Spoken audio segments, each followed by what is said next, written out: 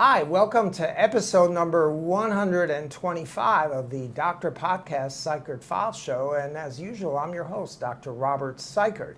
And we appreciate you tuning in and watching. Please subscribe to Doctor Podcasts and also like and share this episode with your friends and repost it as well so that more people get to see it and so that we get more great guests in the future. Today, we're discussing an extremely important topic, and that is the subject of high blood pressure, also known as hypertension. High blood pressure is a big medical problem in the USA and basically the entire world. According to the CDC, the latest data from a couple of years ago, about 50% of adults in the USA have elevated blood pressure, which is usually considered above 130 over 80. And we'll talk about that number and why that's important and why some people think the number should be differently. High blood pressure is one of the leading causes of death and disease in the USA. It's probably the leading cause of heart attacks and strokes, and it probably causes somewhere around 600,000 deaths per year in the USA. So it's an extremely important problem that needs to be managed better. According to the CDC, only about 25% of patients who have high blood pressure actually manage their blood pressure properly, and as a result, they have other diseases and conditions. Now, to discuss high blood pressure, we have one of the leading experts on the planet on this subject, Dr. Samuel Mann, who is very kind to join us today to discuss this topic. Dr. Mann is a board-certified internist and hypertension or high blood pressure specialist. He's a professor emeritus of the clinical medicine at the Weill Cornell School of Medicine here in New York City. He's certified as a hypertension specialist by the American Society of Hypertension. He specializes in optimizing hypertension and also treating high blood pressure through individualized approaches with special expertise in resistant hypertension that doesn't respond well to the usual medications, and also episodic hypertension, where some people have occasional spikes of their blood pressure and at other times it may be close to normal. He's also pioneered a new understanding of the mind-body connection, uncovering a relationship between emotions that have been repressed and are hidden from our awareness, and a number of other medical conditions related to high blood pressure, and we'll talk about that some more in detail. Dr. Mann has published over 60 scientific papers, numerous book chapters on the subject, and he's also written his most recent book, Hidden Within Us, which is about the mind-body connection and high blood pressure, a great book. He's also starting a podcast called Beyond Conventional Medical Thinking, which I'm looking forward to seeing because he has expertise in this mind-body connection and other things that really aren't discussed much these days. So, Dr. Mann, or Sam, thanks very much for taking the time to join us today on this Doctor Podcast episode to discuss this very important topic. We appreciate it. Thank you. Pleasure. Yeah. So tell us, what causes hypertension or high blood pressure, and what's the definition of high blood pressure? I know the standards and criteria change every few years, and many of my patients as an ophthalmologist are sometimes confused as to what their blood pressure should be. Thank you. Well, first of all, defining what blood pressure is, what level. Well, actually, the cause of high blood pressure. There are many causes. The word we usually use is essential hypertension, meaning there's no specific cause, such as an endocrine cause or a narrowed artery to the kidney. Those are secondary hypertension. We're talking essential hypertension, which is 95% of the population. So what causes it? Certainly genetics play a role. Certainly weight, diet, and it's interesting when you look at evolution. If evolution is to our advantage. Very often, the natural diet in a primitive environment was not high in salt like it is today. It was low in salt, and particularly in a hot climate. Somebody who's genetically programmed to hold on to sodium, to hold on to salt, it's his advantage in survival. Then you take that person and bring his descendants to a society where there's a high salt intake. That evolutionary advantage we now call a hypertension gene. So evolution is funny in that way. In the same way, genes that enable us to survive famine over millennia, then we can call those genes obesity genes in a society where there's so much excess food and calories. So there are genetic factors such as salt. There are hormonal factors such as the renin-angiotensin hormonal system by the kidneys, which also cause high blood pressure. And it's interesting, they have the 2025 guidelines about hypertension, defining it and treating it. And I don't like those guidelines because they don't break it down so you can individualize treatment. And we can individualize treatment. We have to do that. And I look at hypertension, essential hypertension, as mainly three causes. One, sodium volume salt related.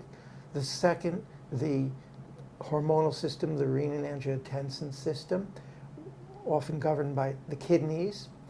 And then the third, less common cause is related to the sympathetic nervous system. And that's another whole discussion. Well, what drives the sympathetic nervous system? And we can talk about that. So those are the main causes. Your second question was about how do we define it? And we do define it by the numbers. And some people used to say 140, some people say 130, some people say 120. My answer, I'm not sure. There was a study, I think it was the SPRINT study, which looked at the outcome. They divided the patients enrolled in that study into two groups. One group was given medication to drive their pressure below 140, the other group below 120. And the group that was pushed to below 120 did better in terms of outcome, cardiovascular and all that.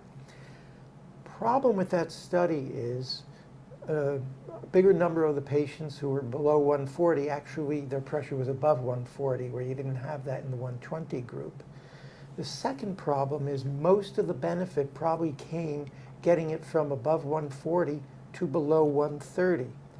I would have been interested if they had compared 140 and 130. And getting it below 120 into the 1-teens, you run into more problems with side effects, dosage of medication, and symptoms if the pressure is too low. So my definition would usually be you want it below 130. If it's an 80-year-old and they're in the 130s and they're not high risk, I might cautiously treat them further, but 130 is a good number to go by, but there's no exact answer. Wow. So 130 sounds like a good number, but could you explain the difference between the 130 and the 80, in other words, the systolic blood pressure, and the lower number is the diastolic? Right. Could you explain what that is to the audience? Right. Systolic pressure and outcomes generally correlate with the upper number, the systolic, is the blood pressure when the heart is contracting and pushing blood into the vascular system, and it pushes the pressure up within the arterial system. That's the systolic. The diastolic is between heartbeats when there's no pumping of the blood, and it's the pressure at which it settles in between consecutive heartbeats. Interestingly, one could ask, are you better off if you have a pressure of 140 over 90 or 140 over 70? And the answer, interestingly, yes, 140 over 90 I would treat. I wouldn't settle for leaving it at 90. But I feel good about it because I know I can bring it down. Whereas when it's 140 over 70, the difference between the systolic and the diastolic increases, reflecting stiffness of the arteries. So that's why a lot of elderly patients may have a pressure of 160/70. So it's called the pulse pressure, the difference between the systolic and the diastolic. So for example, I think a patient's better off if his pressure is 160/120 than if it's 160/60, assuming that I can successfully lower the pressure to normal. But I think there's less arterial stiffness when the pulse pressure is not that wide. But what about somebody who's, let's say, 140/60? If you treat that 140 number, the systolic, won't their diastolic go down too low? You would think so. I don't think it's that well understood. And again, there can be another reason for the low diastolic. So now we're getting into physiology. If you have somebody who, let's say, is very anxious and the adrenaline is flowing, it dilates the arteries, and you can get an increase in that pulse pressure at 140/60. That would be another cause for the bigger pulse pressure. And that's why you want to measure pressure when the patient's in a normal state. And some of that, it's still guesswork. So 140, it also depends on the age. If it's 140/60, the answer is I'd want them to measure it at home and not rely totally on the pressure in my office. And I'd also consider doing a 24-hour monitor. Let's see what the pressure really is over 24 hours before making a decision on medication that this guy's going to be taking for years. Right. Interesting.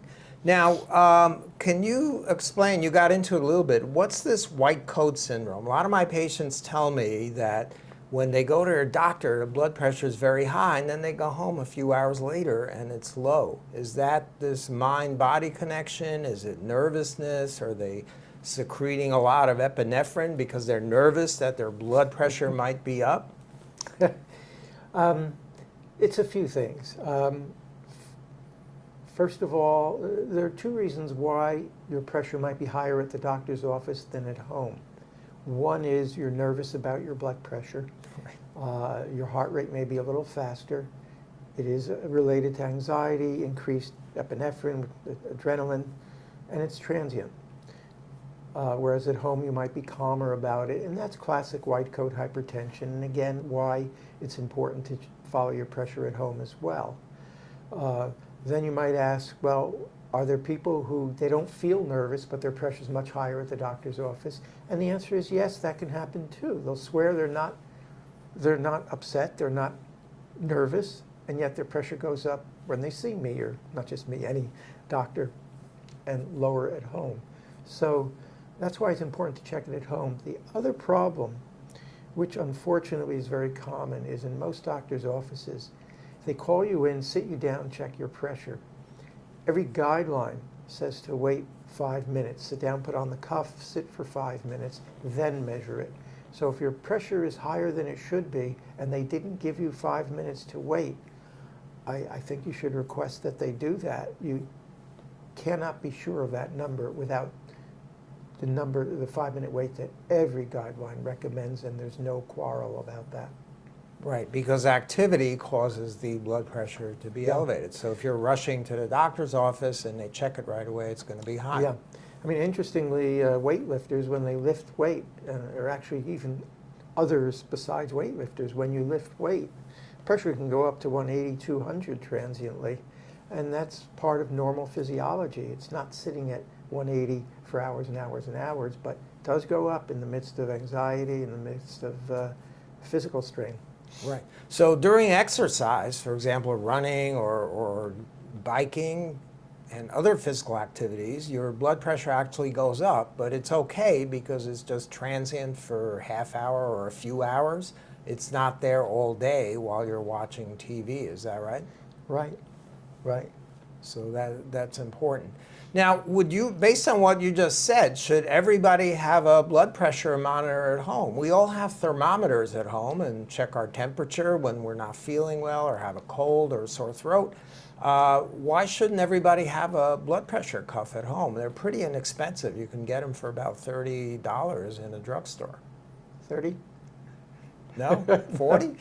Under 100. Under 100. I thought I saw Right. some inexpensive ones. If your blood pressure is always normal, no, you don't need one. If it's borderline or if it's elevated, then yes, I would agree. I think everybody should check it at home because you don't want to rely on a check at a doctor's office once in 4 months. You want to be able to check it more often, and you can do it at home. And again, at home, sit down, feet on the ground, arm on a table, put on the cuff, sit for 5 minutes, and then take 2 or 3 readings a minute apart. How often should you do it? It depends on how high the pressure is, how much medicine, but if your pressure is reasonable, you might check it once in a week or two. If you're on medicine or changing medicine, you might want to check it every other day or even temporarily every day if there's a big rise in blood pressure.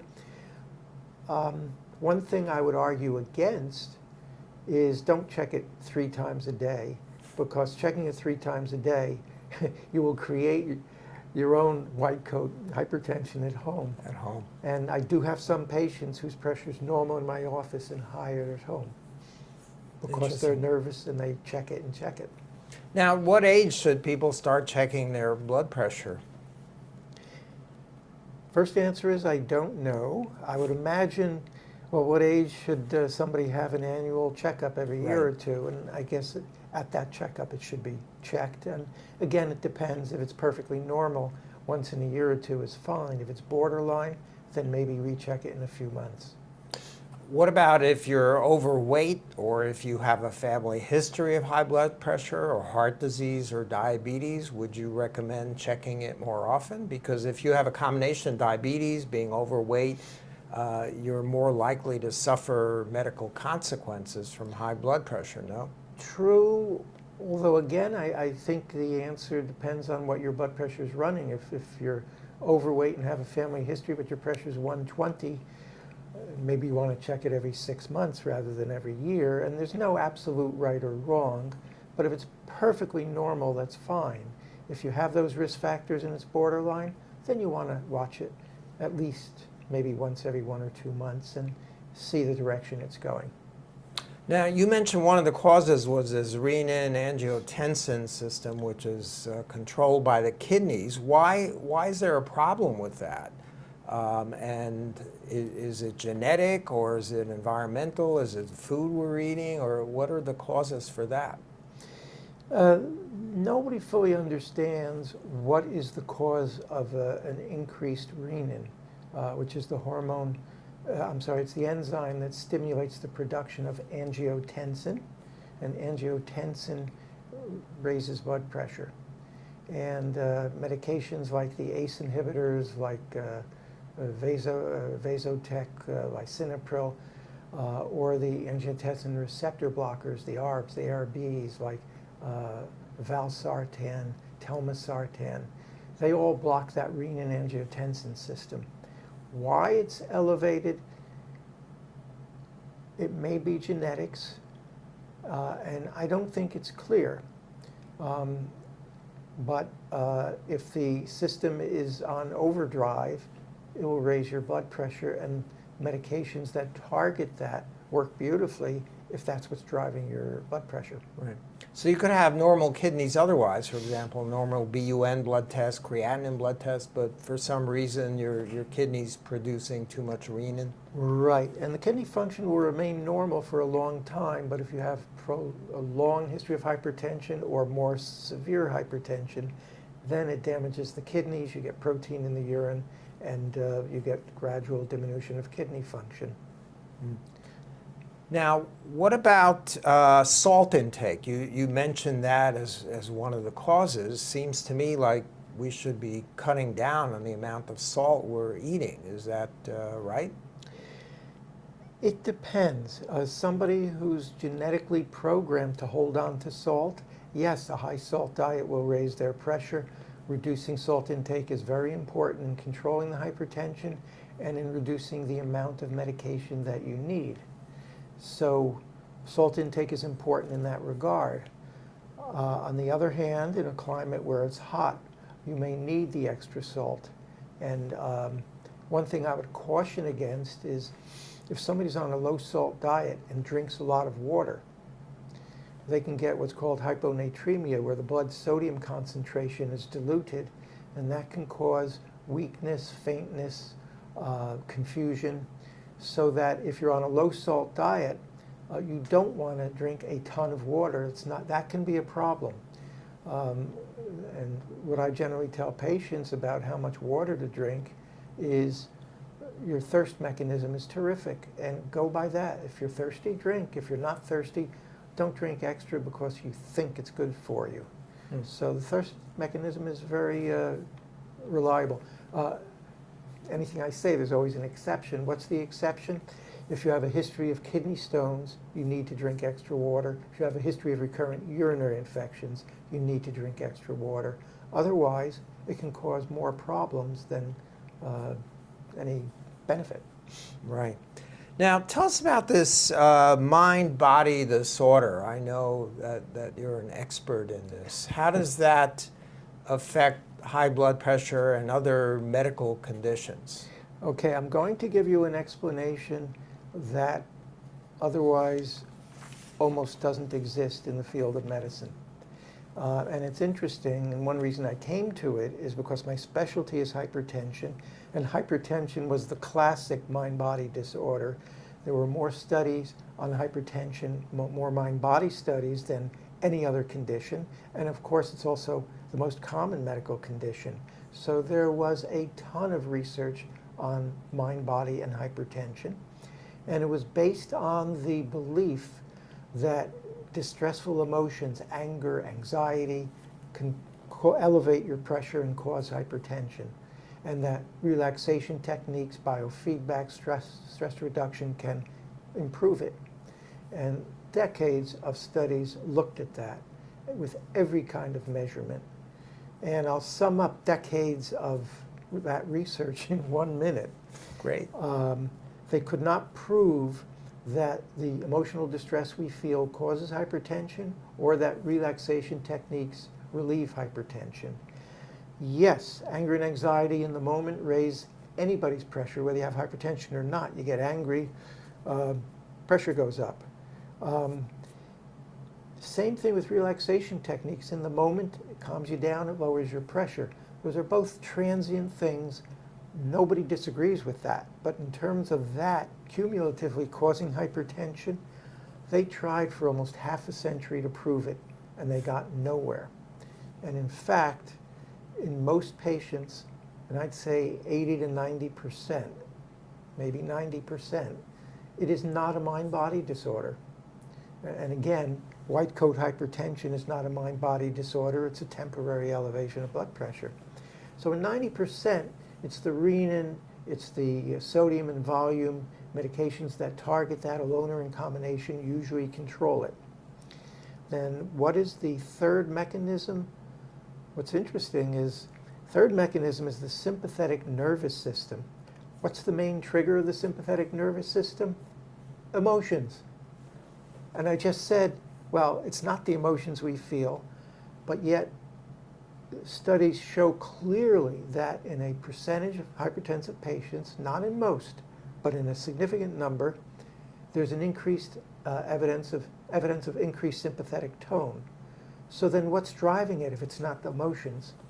And they've studied that for decades, and they thought maybe it was inflammatory processes, couldn't prove it, genetic, they couldn't prove it, and of course behavioral and psychological, all that research led nowhere. It remained a mystery. What is the cause of increased sympathetic tone in hypertension, particularly in a patient who's pretty calm and he's not nervous? And it's interesting because you think of the high-strung person as a model for it, but no. My experience taught me that it was something different. It's powerful emotions that we are not aware of.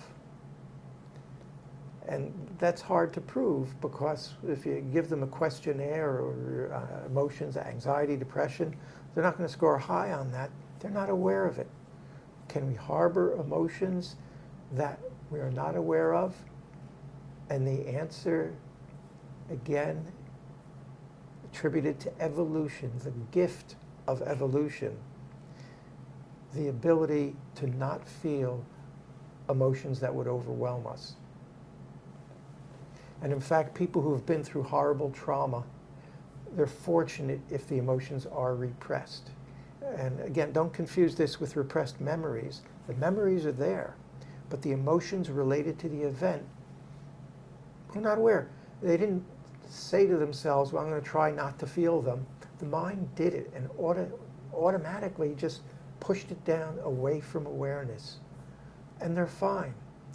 And I learned this understanding from patients. And it's been a fascinating journey to learn that connection and what it means and how to treat it. Wow. So you're a little bit of a psychiatrist as well as a high blood pressure specialist Without the and an name calling, internist. yes. So how did you figure this out? Can you give us an example of a patient or two where that became apparent to you? I'm glad you asked, and I'll give you a few examples because the case histories, this is how I learned. I learned it from patients. Is this in your book, by the way? It is in the book, and also something I discuss in the podcast. So, for example, one was a patient that I didn't even see. A medical resident called me to ask what to do with a patient who was 30 years old, had uncontrollable severe hypertension, no response to medications that target the kidneys. What should he do? And I asked, he had a workup for uncommon causes, and workup was negative. I asked him anything emotional there, and he said, no, he's very calm guy. He's cool. Anything else in his history? He had been diagnosed as having AIDS. And that was when there was no treatment for AIDS. This 30-year-old had a death sentence. And he was cool. That's repression, because it would have been overwhelming. So I suggested, why don't you switch him to medication that targets the sympathetic nervous system? And even though he didn't have anger or anxiety or any of that, it worked beautifully.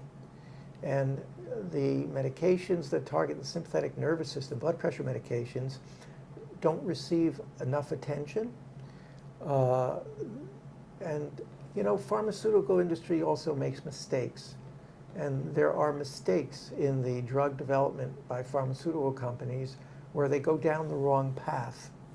And that's something else we can discuss, but it's interesting. Another case, the type of hypertension I learned from the most about mind-body connection is a type of hypertension called paroxysmal hypertension, sudden episodes, unrelated to stress. Everything's fine, they're sitting watching TV, all of a sudden they have a severe headache. They measure their pressure, it's 200 over 120, they go to the emergency room, get some medicine, settles back after some hours or a day, and then they're fine till it happens again and again and again every few days or weeks or months. And nobody knew the cause of that. Any doctor you talk to will suspect an adrenaline-secreting tumor called a pheochromocytoma. And every patient will have the test for that, and they find that tumor in 1%. The other 99% had remained a complete mystery. How do you treat it? It's difficult because you can treat it in the moment when the pressure's high, but how do you prevent episode after episode?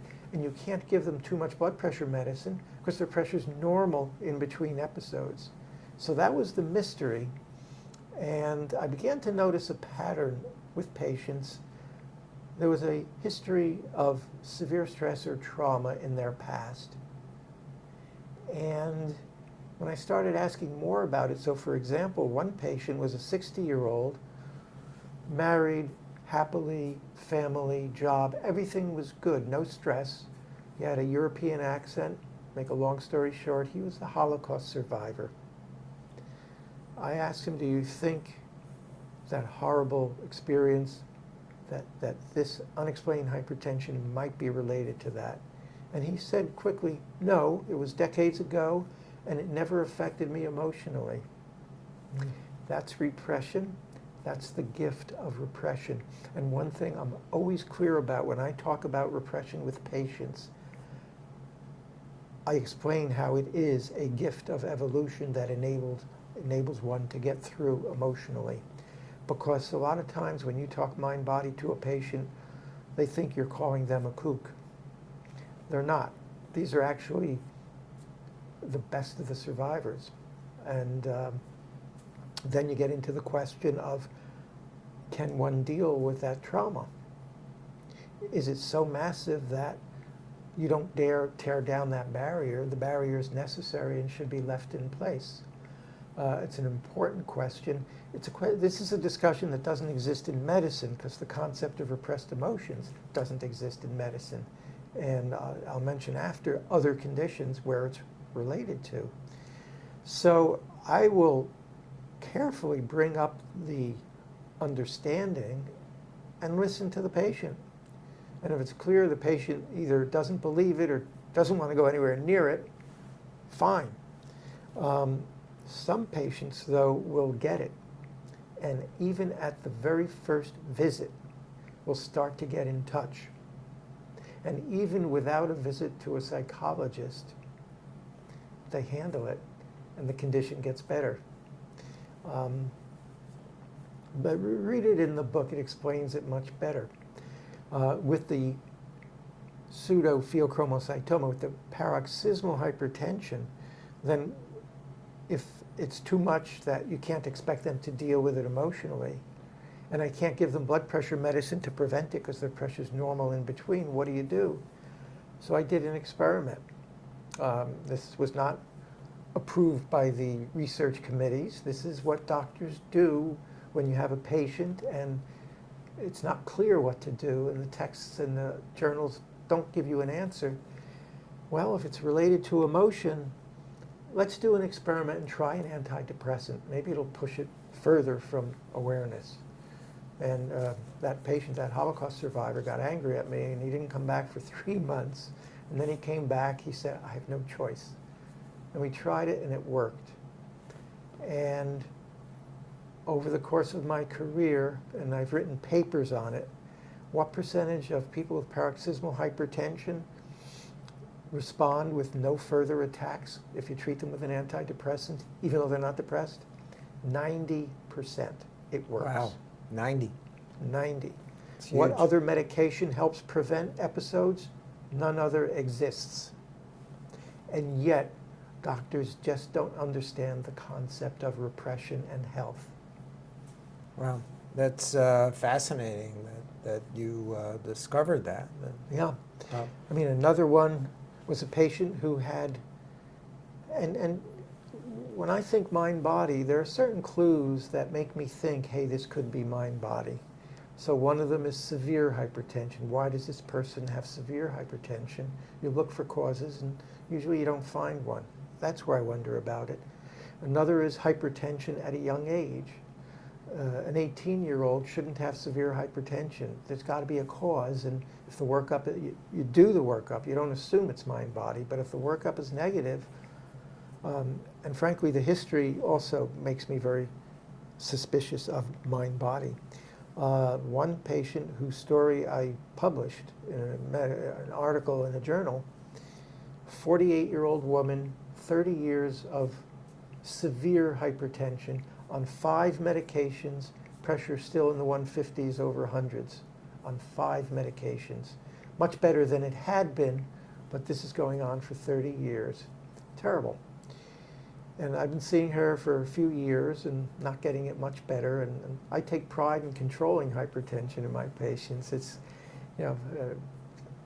almost always do control it, but I wasn't happy with that. And then one day at a routine revisit, she said to me she hadn't been sleeping for 2 weeks very well because she's been getting a nightmare every night, a recurring nightmare. So she's afraid to go to bed. What's the nightmare? A man comes up from behind her and attacks her. Who attacked you in the past? She paused. When she was 14, she was raped by a relative. So what happened after that? Well, her father told her, when she was 14, her father told her not to tell anybody to avoid a family scandal. I was the first person she told about it. I measured her pressure. It was 240 over 150. She refused to be hospitalized because I wanted to put her in the hospital. She came back, though, the next day, and her pressure was in the 120s, and she had had a good night's sleep. We eliminated 3 of her 5 medications, and on 2 medicines, her pressure was perfectly normal. I did send her to a trauma therapist.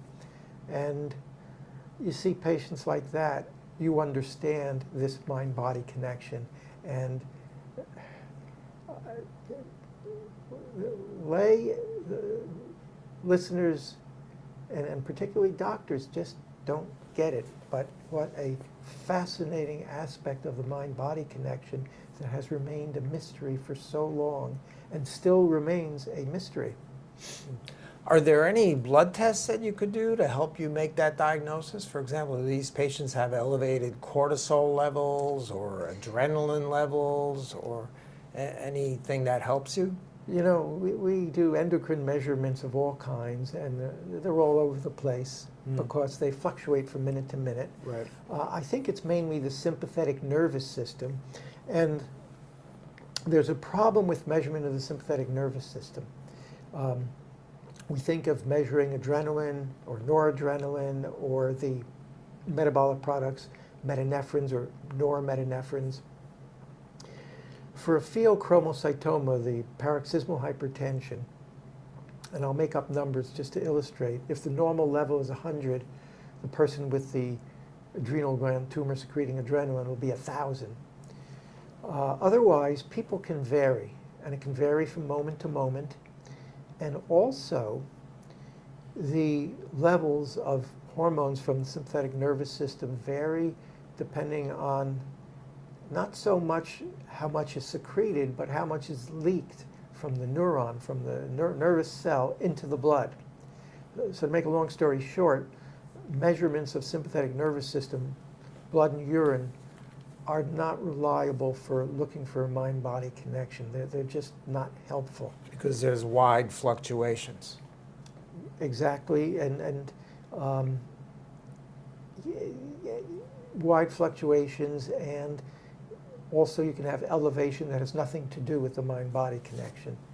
Right. And the problem is we do not have any good method for measuring sympathetic nervous system tone in the doctor's office. Now, there are specialists who do autonomic testing, and there are other tests such as pulse variability and other tests that they can do to measure sympathetic tone in the laboratory. But in the clinical setting, we don't have access to that.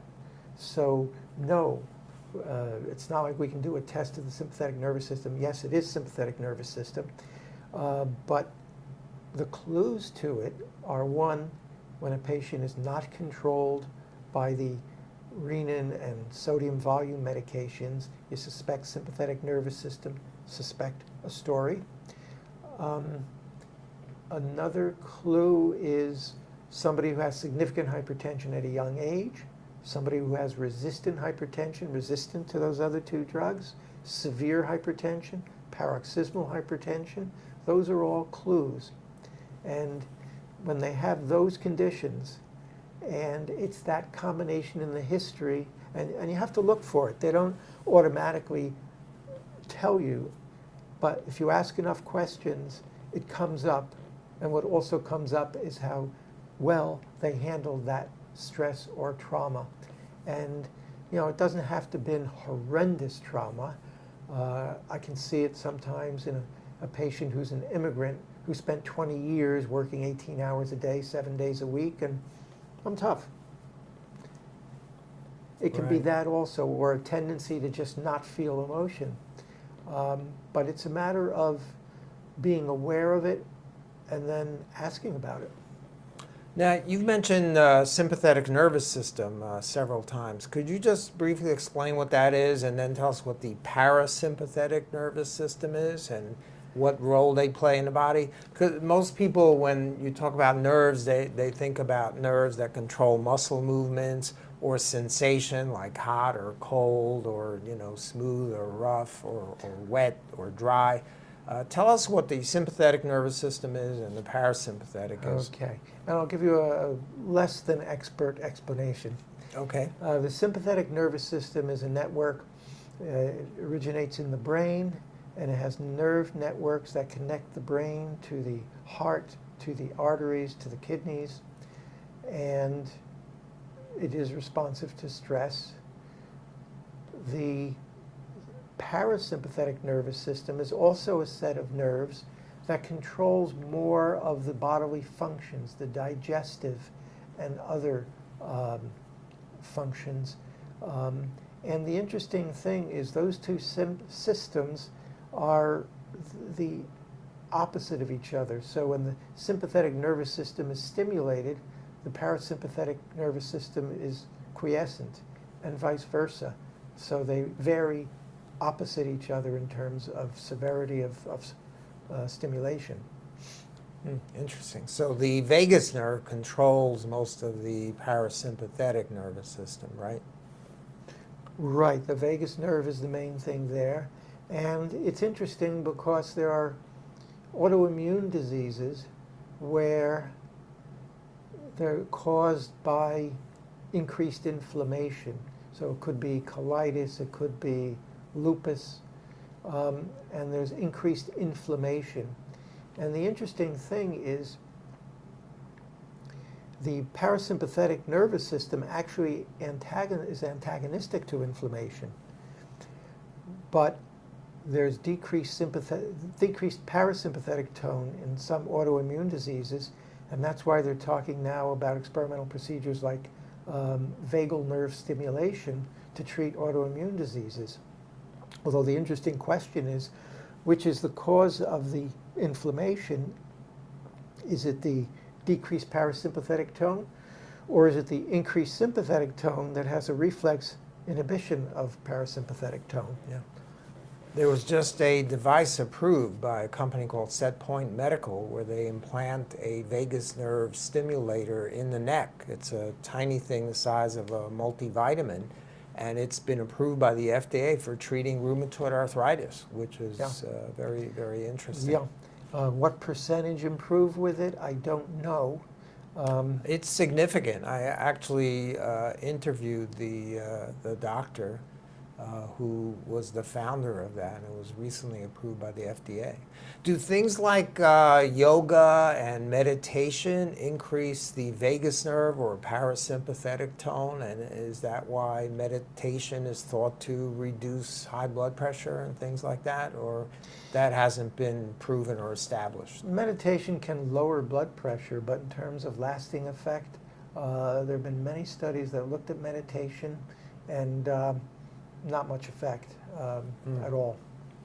Interesting. So the mind-body thing. I'm not against meditation, but right. It's not going to cure somebody's now, hypertension. There are lifestyle adjustments that can be done to lower blood pressure, right? Can you tell us about some of those? What can people do to lower their blood pressure just by changing lifestyle? Well, as far as lifestyle, we can talk about diet in terms of lower salt. And that's true for people whose hypertension is linked to sensitivity to salt on their blood pressure. Some people, no matter how much salt they take, it doesn't matter. Others have salt-sensitive hypertension, reduced salt. And of course, weight loss, if one is obese, exercise, those are the main things. And a healthy diet would be good for everybody because hypertension is a risk for cardiovascular disease. So you want to have a healthy diet as well. Right. And enough sleep. Right. How does exercise lower blood pressure? Now, we're both members of the Central Park Track Club, and so we do a lot of running to keep our blood pressure low. And by the way, Dr. Mann beat me at the recent Fifth Avenue mile race by 10 seconds. And I was very annoyed by that. But I apologize.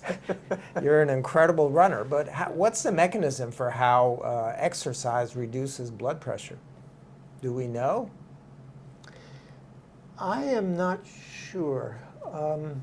I mean, it is a stress reliever, but how much stress has to do with the pressure, it's not clear. It's helpful in maintaining weight and avoiding overweight. It also, you sweat out sodium, so it helps in that regard. So being thinner, sweating out more sodium, weight control. So how much is the exercise itself as opposed to that? Hard to say. Hard to say. Is it maybe the exercise causes a dilation of the peripheral blood vessels, and so they stay dilated, and therefore there's less constriction of the blood vessels, so it's easier for the blood to get through at lower pressure? Or is that just kind of a theory I made up? There may be truth to it. I don't know. We don't know the answer, but exercise definitely works, so please do a lot of it. What percentage of patients can we control with medications, and which medication should patients start with? Is there some kind of rule or an algorithm, or you adjust it for each patient depending on their risk factors? As far as risk factors, that determines, do I treat the borderline hypertensive patient? But as far as patient who needs medication, the percentage who are under control in this country is considered to be under 50%. Now, if you were to ask what percent can be controlled with the medicines we now have in our armamentarium, I would say 99%. Wow. But that's with optimal use of the medication. And the guidelines, the 2025 guidelines came out, and I was frankly very disappointed. And I was disappointed they contribute nothing to who do you give what, how do you individualize? Because patients are different from each other. They need the medication that's best suited for them, for it to work. And they recommend starting with one of three drug classes. An ACE inhibitor or angiotensin antagonist is one, a diuretic is another, and a calcium channel blocker, which is a vasodilator, is the third. And I say you can try any of the three. If it doesn't work, add the second one. If that doesn't work, add a third one. If that doesn't work, increase the strength of the diuretic regimen. If that doesn't work, you can try this or this or this or this or this or that or that. If it sounds like I'm being facetious, I am accurately describing what it says. And the answer is you want to go by mechanism. We talked about three mechanisms: the sodium volume, the renin-angiotensin, and the sympathetic nervous system. 2/3 to 3/4 are the first two. And there's a blood test that I look for help from, which is measuring plasma renin activity. And there are a number of studies that show that it helps differentiate between the two mechanisms. A low renin suggests that sodium volume is the factor. A higher renin suggests no, it's the renin-angiotensin system. And that has been very helpful. I and my colleagues, we've been using it for decades. It is so helpful because if I have a patient with a low renin suggesting sodium volume, and I give him a diuretic and it doesn't control his pressure, I don't add the other drugs. If he has a low renin and the dose of the diuretic is modest, I strengthen the diuretic regimen first and get him controlled on one kind of medicine instead of giving him 2 and 3. It's not mentioned in the guidelines. So it's a matter of finding the right medicine. On the high renin, I would go with the renin-angiotensin drugs. Family history, if I know a parent had it and a parent responded to drug X, I will consider that drug seriously to use. That's basically it. If I'm thinking of a mind-body connection, sympathetic nervous system, that's where I prescribe the combination of an alpha blocker and a beta blocker that block the sympathetic nervous system receptors. And Which are the classic alpha blockers? Is that okay, the beta blockers, which are used more commonly, the bestseller is metoprolol. I don't prescribe it. There are others. One I like is bisoprolol, which gives you a much more predictable blood level.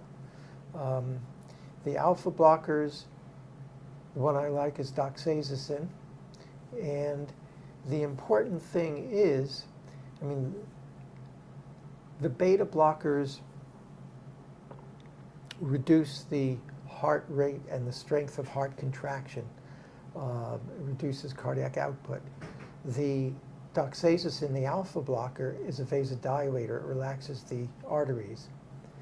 If you use one without the other, you don't block the sympathetic nervous system, because when you want to block the sympathetic nervous system, you usually will need the alpha and beta. One exception is if there's a lot of anxiety and you're reducing the anxiety with the beta blocker, that may be enough. But I think where many doctors miss the opportunity is they don't use the beta and the alpha. And I could talk about reasons why for the next 30 minutes, but I won't. Right. Now, I notice you didn't mention beta blockers as one of the first-line drugs. A lot of my patients who have high blood pressure are taking beta blockers for years. Is that something that's not being done as much anymore, and they're just on that because they've been on it forever? It's a very good question. My answer is that the beta blockers lower blood pressure by two mechanisms. One mechanism is the beta blocker also inhibits secretion of adrenaline. And that targets sympathetic nervous system, but that's not a common cause of the hypertension. So it's not that effect. The other effect of beta blockers is to inhibit the secretion of renin, like the ACEs and the ARBs do, the angiotensin inhibitors. So the beta blocker does that too.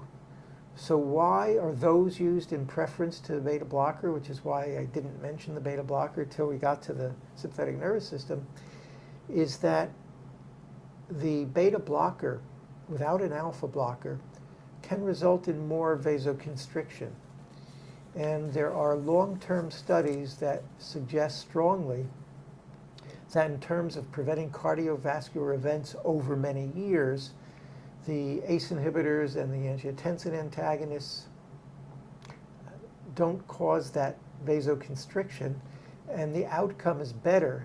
If you have essential hypertension driven by renin, you're better off with the medication that targets the renin rather than a beta blocker. Interesting. Now, what are the guidelines now? Is it 120 over 80 or is it 130 over 80? I know you mentioned you think 130 is a reasonable number, but haven't they lowered it to 120? You know, it's been lowered, but I think it's unclear because, again, that study, that sprint trial, I think it was, measured 140 versus 120. If I have an 80-year-old patient, do I want to get his or her pressure down to 110, 115? I'm more worried that 80-year-old person is more prone to get dizzy and faint. If his pressure's in the 120s, I am very happy. I would never push them to below 120. But if they're, let's say they're 60, then you might want to go If they're younger, a little lower. I would certainly want them in the 120s, maybe the 1-teens. If you have hypertension and you're 40 years old and your blood pressure is 125, would I increase your medicine? No, I would not. And I think we have to be concerned about overtreatment. Can affect energy if the pressure's too low, can cause dizziness. And also, you know, there are periods of times when people are sick. They catch a virus, they're not eating. I'm more worried about a low pressure when that happens, if their pressure is 115 to begin with. If it's 115 naturally, that's one thing. I'm reluctant.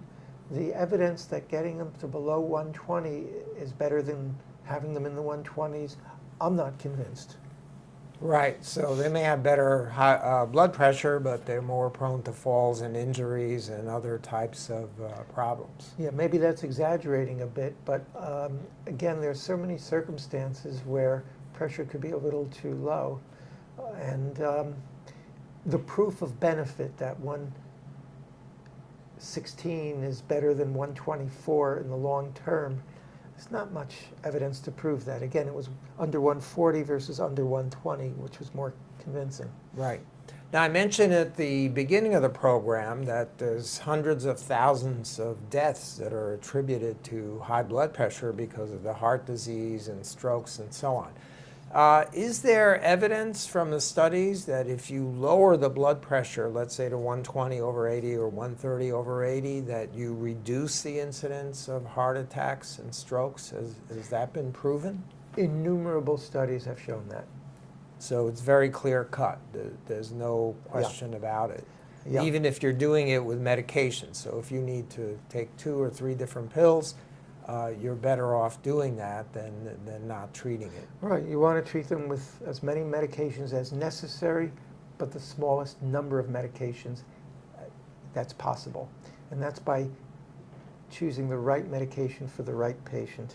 And my earlier book, Hypertension in You, goes over that, talking about why we would pick this medicine or that medicine for this person or that person. Right. Now, are there some new drugs on the horizon? A lot of my patients tell me they don't take their blood pressure pills every day because they're tired of taking pills every day. Are there medications coming out where you only take it once a week or once a month, or possibly an injection once a month, like, you know, the Ozempic or GLP-1 drugs? There is one that's an injection that I think it's either every 3 months or every 6 months. It might be every 6 months. It's expensive. I've never prescribed it. I am likely to never prescribe it because once it's in there, you can't just stop the medicine. It's going to continue its function for months. And if somebody's sick and not eating, you can't, they have to develop an antidote for it.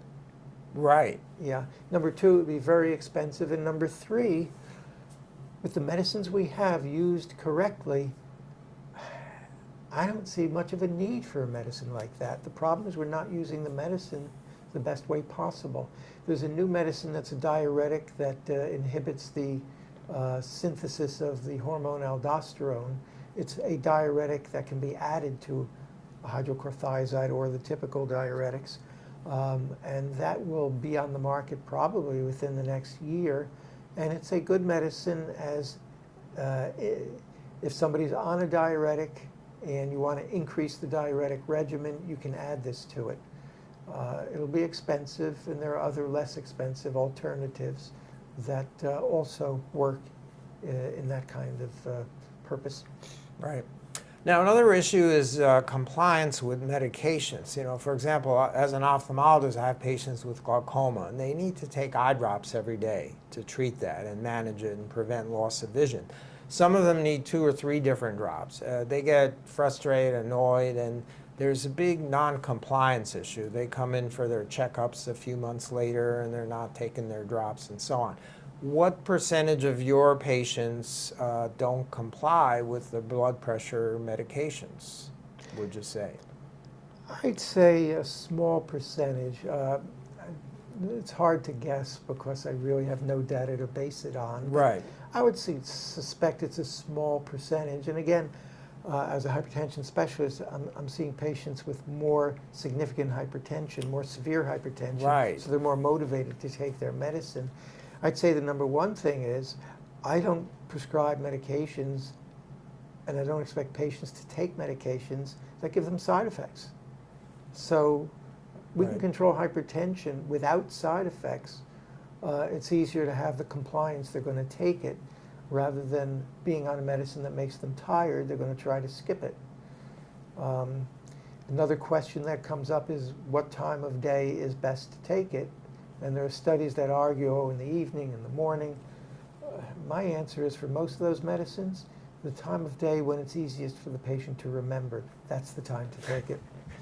That's what I tell them with eye drops. Same thing, right? Don't forget. Put it near your toothpaste in the morning. That way you don't forget to use it. Well, this has been very educational for me. I certainly learned a lot. I'm going to tell some of this to my patients who have high blood pressure, and I see many of those. Right. So I want to thank you very much for taking time to join us today to explain this. And remind them to the new podcast, Beyond Conventional Medical Thinking. And again, it's about all you learn as a physician that's not in the literature, that is extremely helpful, and it relates to a lot of different conditions. It relates to ADHD, the treatment that can help that, chronic fatigue syndrome, one of the mystery of mysteries, and it relates to that, and the use of medications, and I think you'll find it interesting and informative. Beyond Conventional Medical Thinking. Where can people watch that? It'll be on, it'll come live in about 1 or 2 weeks. It's not live yet, and it'll be on Apple and Spotify. All of them. Mm-hmm. Oh, looking forward to it. Thanks very much. Appreciate it. Thank you. It was a pleasure. And keep running. I'm going to beat you at the next race. We'll see.